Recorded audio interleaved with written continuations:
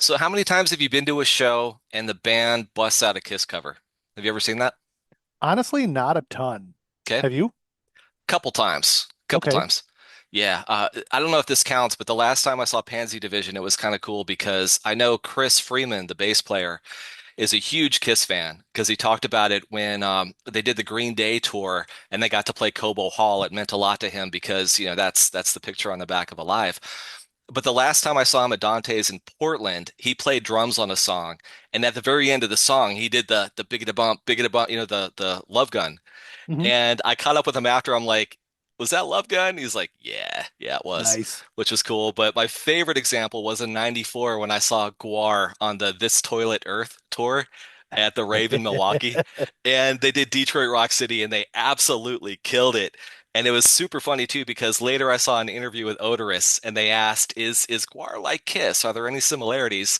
And of course, Oderus says, absolutely not. They wear costumes. What have you seen? Did Bolt Thrower do a Kiss cover? Did they do Sweet Pain or? No, no, not at all. As a matter of fact, the only one that I can really remember wasn't even like an actual concert, like a professional band or whatever. But when I was in junior high, I was at a dance on a Friday night, and usually we had a DJ. Every once in a while, they would hire a band. Maybe it was even like only this one time that they hired a band, but we had a band, like a live band, bunch of middle-aged dudes, playing whatever, Yeah. at this junior high dance. And but I had a couple of friends who were Kiss fans, and they had a band. I think one, and they asked the band if they could get up and play a song, and they let them do it. And here's four 14-year-olds playing Cold Gin. The drummer was a little bit better friend of mine than the guitar player. Guitar player was a guy who I didn't actually like all that much, but he was very proud of himself. And the first thing he did was come up to me. He goes, "What'd you think, man?" I said, "You played it wrong." He's like, "What?" Yeah, dude, sorry, man. He did. He played the riff wrong. I mean, how do you fuck up Cold Gin? But I don't know. This kid figured it out somehow. So that's my experience with seeing any band do a Kiss cover. I just want to see Guar play at a junior high dance. That would be the best. Uh, I, enough of I, my yakking. Let's boogie.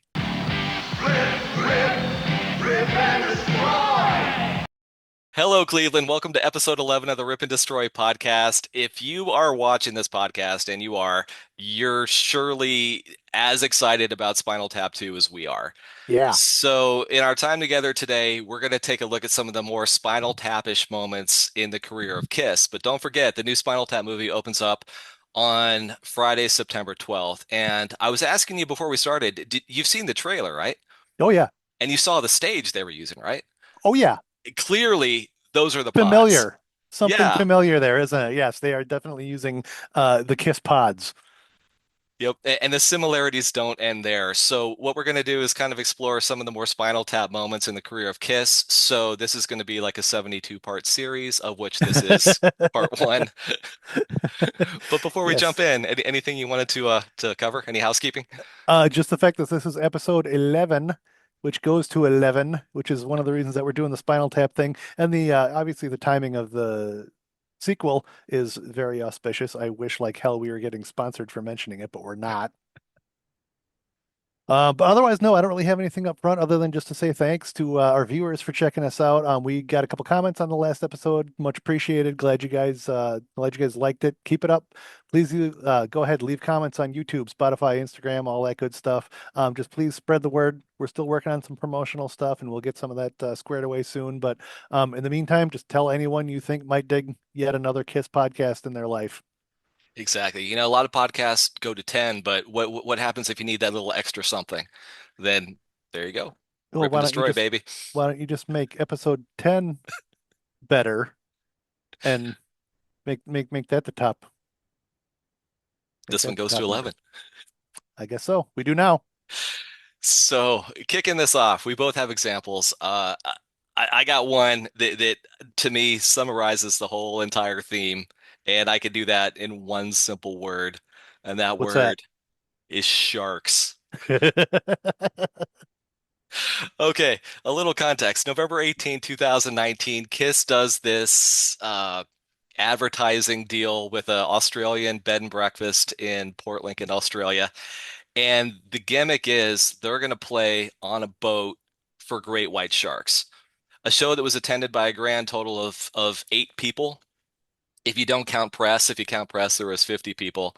And not only did Paul Stanley not show up, neither did the Sharks. There were no Sharks. So in 2019, for the grand total of 8 people in attendance, they got Calling Dr. Love, Deuce, I Love It Loud, Black Diamond, and Rock and Roll All Night on a boat with three-fourths of Kiss and no Sharks. And it is the one Kiss show I would not have attended because I'm literally terrified of great white sharks. Well, now, how did they actually play for sharks? I think they had speakers underwater, didn't they? They did, yeah. Yeah. And so they were expecting it was some scientific thing where the vibrations were supposed to attract sharks or something, and they thought that sharks enjoyed, the deep vibrations of, heavy music or something. But from what I saw, I did see a news clip from Australian TV about the show, and they mentioned that tickets were $75. And I thought, well, sharks don't have that kind of money, That's why they didn't show up, I guess. That was a very death clock idea of them, I think. Not just Spinal Tap, but that was a very death clock. proving once again that Gene will do anything That's if true. the check clears. That's right. Very tap, very tap. Well, speaking of Gene, so one story that I think we all know a lot about, we've all heard about this one a lot, way, way back in the early days of Kiss, someone came up with the idea that one of the guys should learn to breathe fire. Hmm. And so Bill Aucoin hired some dude named Amazo the magician or some shit and said, well, who wants to do this? And Gene somehow got volunteered to do this. So, well, of course, he learned to do the fire breathing trick. We all know that now. But when he did it for the very first time on stage, the big fireball went up and the crowd went nuts. But the crowd didn't really go nuts just because the effect was cool. They went nuts because Gene set his fucking head on fire. Mm. So luckily, I think Sean Delaney was right there with a jacket or a wet towel or something to throw over his head. But so that was the very first time that Gene set his own hair on fire on stage, and he would go on to do that probably about a half a dozen more times over the years. So it's not necessarily funny, but boy, could you imagine any of the guys in Spinal Tap setting their hair on fire? And I believe the answer is yes. Yes, we Absolutely. very much could. The only thing I can think of is follow that Blue Oyster Cult. Where do you go from there? Right. Yeah. Don't fear the Reaper, but fear that hairspray. Exactly. Right on. Well, the hits keep coming. So my next example, all right, I'll admit on the front end, this is probably more of a Spinal Tap moment for me than Kiss, and I'll explain why this gets really complicated. But I want to talk about the blood in the comic books. Okay. So in February of 1977, Marvel reaches out to Kiss and says, "Hey, we're going to do a comic book together." And I think it was Bill Aucoin who got the idea that, we'll do a promotional gimmick where the guys will go down to the Marvel printing plant in Buffalo and have their blood drawn and pour the blood in the red ink. And of course, the red ink will go into the comic and you get real Kiss blood. And that was for Kiss Marvel Super Special #1. And that was printed at the World Color Press that also did Sports Illustrated. So for years, I totally bought into the rumor that the red ink actually showed up in Sports Illustrated instead of the Marvel comic, right? And I thought that story was absolutely hilarious and in and of itself very tappish that it is Very. actually in a Sports Illustrated. So for the purposes of this podcast, I did the math and I bought the Sports Illustrated. And it didn't show up yet. I'll probably get it like Oh Monday or man. Tuesday. But what's hilarious is I was doing the math and the Marvel comic came out on June 30th. So I Mhm. figured it was the June 27th Sports Illustrated. And I'll put a picture up right now of the cover because if you see it, it's really red. I'm like, that's it. That's the blood. And on the back, cigarette ad, it's all red. I'm like, this is it. So I ordered it for the podcast. It hasn't shown up yet. And then I dug a little bit deeper and I found out that the rumor wasn't that it was in that Sports Illustrated. It was actually in the June 6th, which is this cover. And Then I found out that the blood actually showed up in, wait for it, Kiss Marvel Super Special #1. So the Sports Oh, Illustrated thing was just, it was just a rumor. no, but you So know what? It got some Kiss fans to buy some issues of Sports Illustrated. I know that. my dad would be so proud. I'm 50 years old. I finally bought a piece of sports memorabilia. And it So wasn't even the swimsuit issue. I was just thinking, how kick-ass would it be if that was the case and you could get a Sports Illustrated autographed by Kiss? That would be Oh, they would super do it. funny. Yeah. And the worst part is now I own this Sports Illustrated, but what I don't own is the Kiss comic. You have Oh, it though, don't you? you mean this one, which is printed in real Kiss blood? That's the bloody issue right there. That is, baby. Nice. Just had to flex for a second. Well done, sir. Well, enjoy your Sports Illustrated. Okay, so there's on stage mishaps, right? And there's behind the scenes mishaps. Like the Spinal Tap movie showed us both. Okay. Mhm. So this one's a behind the scenes story. Gene Simmons, Uncle Gene, who has famously and repeatedly insisted that he has never been drunk or high in his life, did once, accidentally, mind you, get stoned out of his fucking gourd. And I'll tell you how it happened. The only So way it we could have happened. the only way it could have happened. So we all know that although Gene didn't drink or do drugs, that didn't mean that he didn't have vices of his own. One of which, of course, was women. Which I mean, let's face it, he probably had some sort of clinical sex addiction. But well, that's a whole can of worms that I'm not even going to get into in this episode. But his other vice is his sweet tooth. And we all know Gene loves him some cookies and some cake. And hey, look, I can get behind that one. Okay, I can relate to that particular vice. So no shame there. So at some sort of party or function in Detroit in 1976, the whole band was there and all the adjacent people and big spread of food, refreshments, whatever. And Gene spots a whole pile of brownies. Okay, like a big plate of brownies or something. I think there was a girl like carrying them around and serving them or something like that. But so of course, he gets into them and eats one and they're pretty good. So he has another and another and another and ends up eating like six brownies because for some reason they're not very big. And so well, Gene, despite being a rock star, Gene is still pretty naive when it comes to, shall we say, counterculture. Hmm. And long story short, is unaware that pot brownies are a thing. So, so as he's told it before, the room suddenly started getting larger to Gene as and he felt his head was shrinking, and and and his hands and feet became huge, and and he started talking very loudly because he thought that his voice was becoming hard to hear because his head was the size of an olive.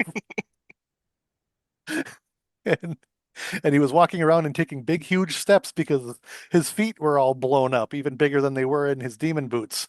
So I'm not sure how the night actually ended. I don't know. I think he went to a Waffle House and yelled at the waitress that he wanted some breakfast or something like that, and probably went back to his hotel and passed out or something. But when you hear that Gene says he's never been high, not only was he high at least once, but it happened in a very Spinal Tap way. It probably didn't help that it was a woman and brownies. It's like Oh God, no. two vices in one. Yeah. You It's could like have if I you could have saw like Oreos and Maker's Mark. I mean, right. You could have given Gene anything in those brownies. He would have taken it. Yeah. oh, that's Oh, Uncle funny. Gene. Oh, Gene. Oh, Gene. Love me some brownies too. Can't blame you. Yeah, yeah, guilty. Yeah. Well, speaking of stage mishaps, my next one is just that. It's Derek Smalls and the pod during rock and roll creation, right?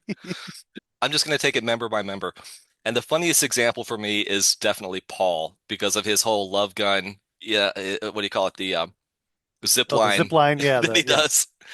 Because in Brisbane in 2007, I guess he got halfway there, and at that show he had to scoot the rest of the way to the mini stage, and I'd love to get footage of that. And then later, Tacoma 2015, he got halfway there, at which point he's like, screw it. He just waited for the crew to come get him. He's like, I'm not doing the scoot again. And then, of course, there are countless times when Peter, the drum riser, only went up 2 feet and was in danger of being crushed by a dwarf.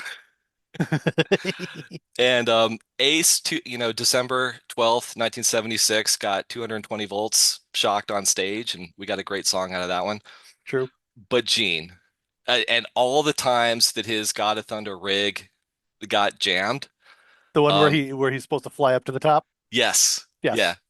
So some of the examples I found were like Cologne, Germany in 2010, where he got stuck halfway up, and I Okay. guess he was just spinning and literally drooling, spinning and drooling. And then Tampa in 2012, I guess the harness got caught on his outfit, and he was just hanging there like a marionette. And I couldn't find any footage of that, so I had the Rip and Destroy special effects crew spend the better part of this entire week recreating the scenario for you all, and it looked like this. There's there's Uncle Gene on the marionette. If you look closely, there is in fact drool coming down. So okay, Oh God, that was good. and Well done, my then friend. and then Detroit 96, Tokyo 2001, and Vegas 14 when he actually made it to the top and just got stuck there. Oh no. And poor Gene, bless his heart, I think he said he's scared of heights, so that had to Yeah. be absolutely miserable. And I'm Oh sure my some God. crew guys heard about it later. For sure. Oh God. Hey, and don't forget Anaheim 2000, which there is footage of when Paul got went up the flying, on his zip line, went out, I don't know what, 20 feet, got stuck there. The band had to vamp for a few extra bars while they figured out what was going on. And then Gene attempted to sing Love Gun. And there is footage of this on YouTube. As a matter of fact, I'm putting together a playlist of any of the footage that we can find of some of these mishaps that I will have available for you on the Rip and Destroy channel. But the funniest part of that wasn't Paul getting stuck. The funniest part of that was Gene making up the lyrics to Love Gun off the top of his head. And we all know how good he is at that. Well, what kills me though is that he sounds badass He singing that sounds song, great singing that song, yeah. but But the, it's just some of those words are like, it's not like he got them wrong. It's just there's words no, in there that were never in there. no. I mean, the guy can barely get his own songs right half the time. I mean, God forbid he has to sing a Paul song on the spot. A song that he's literally heard thousands of times. It's like they've Well, never done a show. It's Paul's favorite song. They do it yeah. every single show. It was a title track for crying out loud. But there is footage of that one. I highly recommend you guys check it out.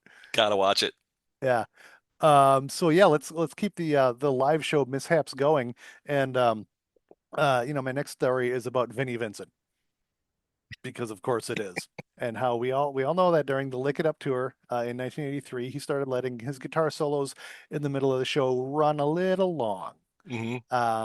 And every night his solo would get longer and longer and longer until one night Paul and Gene finally, came out and put the kibosh on it and on the solo. And apparently after that show, Vinny got all up in Paul's face and said, "Don't you ever do that again." Mm. How did that work out for him? Well, needless to say, they've finished the last few dates of the tour, and guess what? Vinny hit the bricks The first time. for the first time. Yes. So, like, seriously, like, who did he think he was talking to? Like, on Unreal. what fucking planet did Vinny think that he was calling the shots? So, but when I imagine Paul and Gene's reaction to that, like what their reaction must have been, all I can think of is, okay, remember Eddie Murphy Delirious, where Yeah, he's yeah, talking about swearing in front of his dad? yeah. Yeah, totally. I actually have the clip queued up. Oh, let's hear it. This has to have been Paul and Gene's reaction. And if I tried to pull some shit like that in my house, Ed, you're a little late. Hey, come on, pop shit. What is this? Come on, there. My pops just go.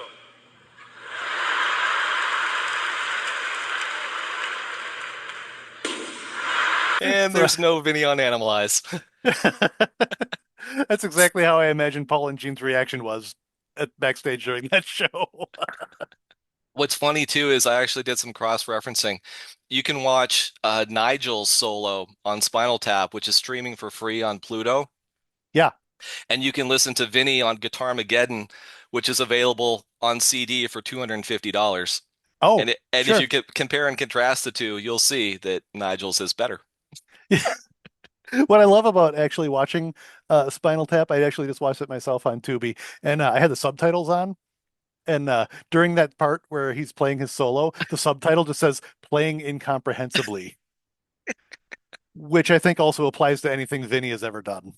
Because so here's a bonus Spinal Tapism for Mr. Cusano. So anyway, once Vinny left, the Spinal Tapisms did not stop there because in his very first video with his new band, the Vinnie Vincent Invasion, there's an extremely Spinal Tap moment. And speaking of Nigel Tufnell and his guitar solos, the part of the movie where he's playing, one guitar on a stand with his foot, and then he's like noodling around on his guitar that he's wearing, and then he pulls out the violin and It instead tunes it. plays the guitar with the violin, and that's my favorite part is when he like takes the first thing and like tunes it and grinds it back into the guitar. Okay, so that's funny. Okay, it's Mhm. a joke. It's meant to be funny. But God damn it, in that Boys Are Gonna Rock video, there's the part where Vinny starts a solo. He's shaking the microphone stand and the Uh-huh. microphone falls off. And what does he do? He picks it up and grinds it into the strings while he's noodling with his fret hand, which is definitely a totally real guitar shredding technique Uh-huh. that would definitely sound completely awesome if you did it in real life, for sure. Oh, of course. Yeah, Absolutely. Yeah. I could just imagine every sound man on the planet being like, "Oh hell no, no, no, no, no, no,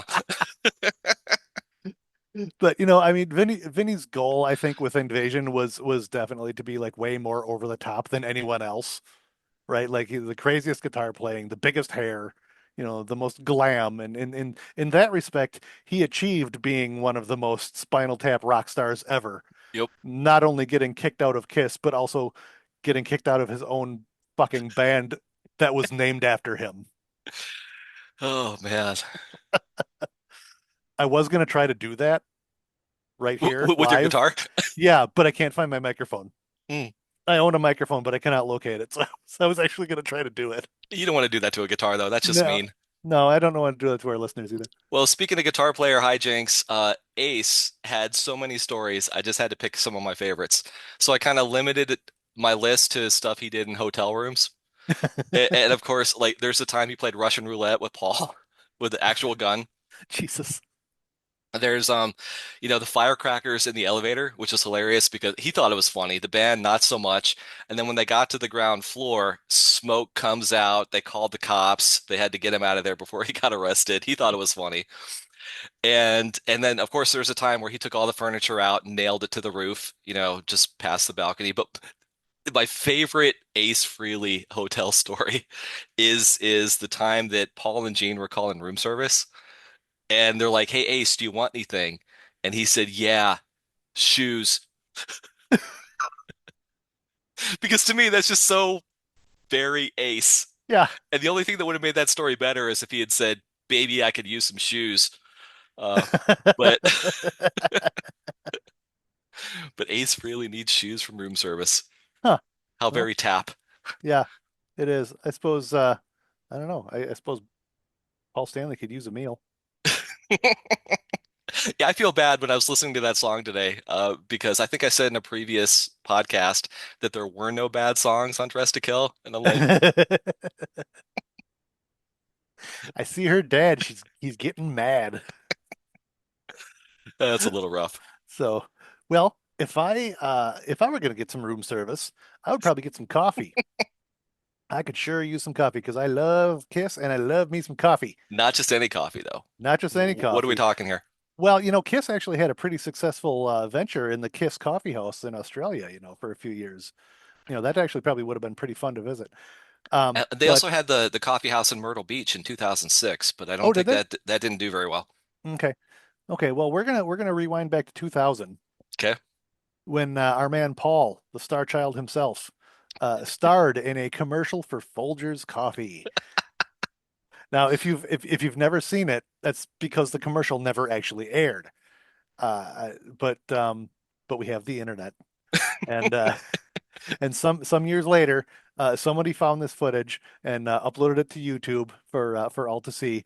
And I believe the kids these days would call it cringe. A little bit. Is that the word? Yeah.